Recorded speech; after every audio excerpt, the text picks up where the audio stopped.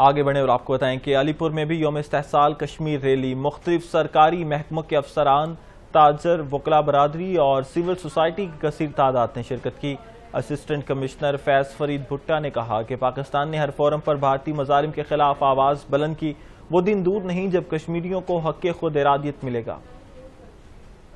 جیسا کہ آپ جانتے ہیں کہ 5 اگست ایک سیاہ ترین تاریخ کے طور پہ یاد رکھا جا رہا ہے اور اس کو پاکستانی گورنمنٹ نے یوم استحصال کا نام دیا ہے اور اس کی آج